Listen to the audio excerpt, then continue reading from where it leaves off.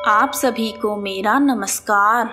आज मैं आप सभी के समक्ष नरक चतुर्दशी, रूप चतुर्दशी अथवा काली चौदस की 3 कथाएं प्रस्तुत कर रही हूँ। दिवाली से एक दिन पहले मनाए जाने वाले इस पर्व को छोटी दिवाली, नरक चतुर्दशी या रूप चौदस अथवा काली चतुर्दशी के नाम से जाना जाता है। नरक चतुर्दशी के दिन व्रत करने से भगवान श्री कृष्ण व्यक्ति को सौंदर्य प्रदान करते हैं। इस दिन सुबह सूर्योदय से पहले उठकर तिल के तेल की मालिश करनी चाहिए और नहाने के पानी में चिचड़ी के पत्ते डालकर उस पानी से नहाना चाहिए। मान्यता है कि इस दिन सुबह स्नान करके भगवान विष्णु और कृष्ण भगवान की पूजा करनी चाहिए। संध्या के समय यमराज की पूजा और दीप दान करने से नरक की यातनाओं और अकाल मृत्यु का भय नहीं रहता। नरक चौदस के दिन दीप दान और पूजा का विधान है। छोटी दिवाली के दिन रात में घर के बुजुर्ग एक दिया जलाते हैं और उस दिए को पूरे घर में घुमाते हैं। उसके बाद उस दिए को घर से कहीं दूर छोड़ आते हैं। ऐसा करने से घर की सभी नकारात्मक शक्तियां बाहर चली जाती हैं। नरक चतुर्दशी के दिन माँ काली की आराधना का विशेष महत्व है। काली माँ के आशीर्वाद से शत्रुओं पर विजय प्राप्त करने में सफलता मिलती है। अधिकतर स्थानों पर रूप चतुर्दशी का पर्व यमराज के प्रति दीप दान करके यम के प्रति आस्था प्रकट करने के लिए मनाया जाता है। लेकिन बंगाल में रूप चतुर्दशी का दिन माँ काली के जन्म दिवस के रूप में मनाया जाता है, जिस कारण इस दिन को काली चौदस कहा जाता है। आइए अब शुरू करते हैं नरक चतुर्दशी की कथा। प्राचीन समय में रंतिदेव नामक एक राजा थे। वह पहले जन्म में धर्मात्मा तथा दानी थे। अपने पिछले जन्म के कर्मों के कारण इस जन्म में भी राजा बहुत ही दानी और धर्मात्मा पुरुष थे। जब उनका अंत समय आया तब यमराज के दूत उन्हें लेने आए। यमदूत बार बार राजा को लाल लाल आंखें निकालकर कह रहे थे कि राजन, नरक में चलो, तुम्हें वहीं चलना पड़ेगा। इस पर राजा घबरा गया और नरक में जाने का कारण पूछा। तब यमदूतों ने कहा, हे राजन, आपने जो कुछ दान पुण्य किया है उसे तो समस्त संसार जानता है, परंतु आपके पाप को केवल भगवान और धर्मराज ही जानते हैं। तब राजा बोले, उस पाप के बारे में मुझे भी बताओ जिससे मैं उसका निवारण कर सकूं। यमदूत बोले, एक बार तुम्हारे द्वार से भूख से व्याकुल एक विद्वान ब्राह्मण लौट गया था, जिसके कारण तुम्हें नरक में जाना पड़ेगा। यह सुनकर राजा ने हाथ जोड़कर यमदूतों से प्रार्थना की कि मुझे 1 वर्ष का समय दें ताकि मैं अपनी गलती को सुधार सकूं और अनजाने में हुए इस पाप का प्रायश्चित कर सकूं। तब राजा के सत्कर्मों को देखते हुए यमदूतों ने उन्हें 1 वर्ष का समय दिया।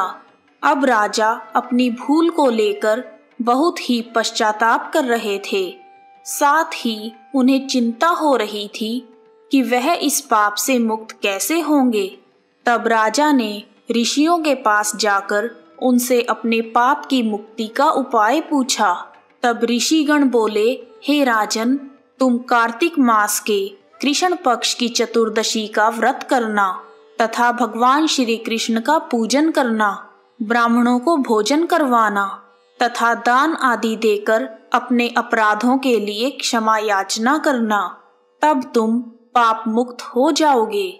राजा ने ऋषियों के कहे अनुसार नियम पूर्वक पूरे विधि विधान से नरक चतुर्दशी का व्रत किया।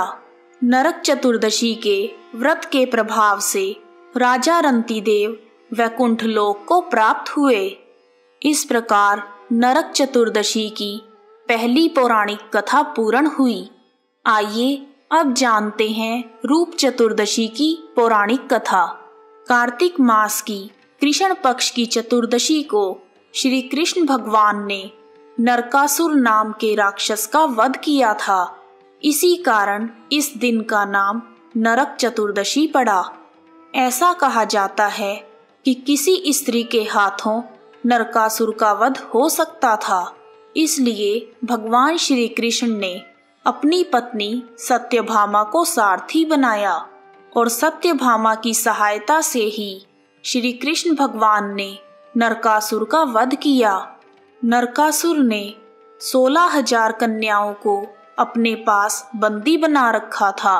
श्री कृष्ण भगवान ने इस राक्षस का वध करके उन सभी कन्याओं को नरकासुर के बंधन से मुक्त करवाया। जब श्री कृष्ण भगवान ने उन सभी कन्याओं को बंधन से मुक्त किया, तब उन सभी ने कहा, अब हमें समाज में कोई भी स्वीकार नहीं करेगा। ऐसे में उन सभी 16,000 कन्याओं ने श्री कृष्ण भगवान से प्रार्थना की कि हे भगवान, कुछ ऐसा उपाय करें जिससे हम सबको समाज में फिर से सम्मान प्राप्त हो सके। इसके लिए भगवान श्री कृष्ण ने सभी कन्याओं से विवाह कर लिया।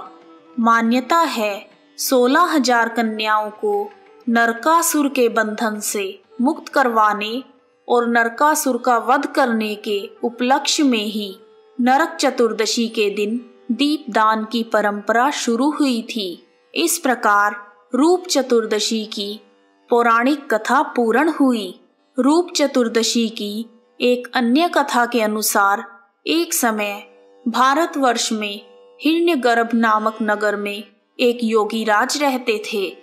उन्होंने अपने मन को एकाग्र करके भगवान में लीन होना चाहा, इसलिए उन्होंने समाधि लगा ली। समाधि लगाए हुए अभी कुछ ही दिन बीते थे कि उनके शरीर में कीड़े पड़ गए। उनके बालों में भी छोटे छोटे कीड़े लग गए। आंखों के बालों और भौहों पर जुएं जम गई, जिससे वह बहुत दुखी रहने लगे। एक दिन नारद जी वीणा और करताल बजाते हुए घूमते घूमते योगीराज के पास पहुँचे। नारद जी को अपने सम्मुख देखकर योगीराज बोले, हे भगवान, मैं भगवान के चिंतन में लीन होना चाहता था, परंतु मेरी यह दशा क्यों हुई?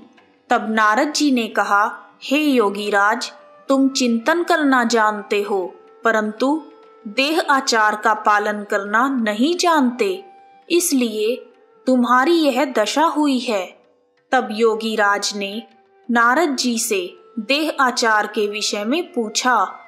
इस पर नारद जी बोले, योगीराज, देह आचार से अब तुम्हें कोई लाभ नहीं होगा।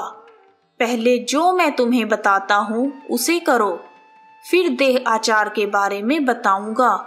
थोड़ा रुककर नारद जी ने कहा, इस बार जब कार्तिक कृष्ण पक्ष की चतुर्दशी आए तो तुम उस दिन व्रत करना और भगवान श्री कृष्ण की पूजा पूरे विधि विधान से करना।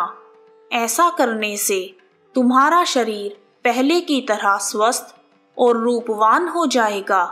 तब योगीराज ने कार्तिक कृष्ण पक्ष की चतुर्दशी आने पर नारद जी के कहे अनुसार पूरे विधि विधान से भगवान श्री कृष्ण का व्रत किया और पूजा की। व्रत के प्रभाव से योगीराज का शरीर पहले की तरह हो गया।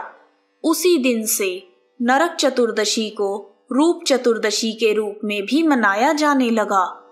हे भगवान श्री कृष्ण, जैसे आपने योगीराज को रूप दिया वैसे ही सबको देना।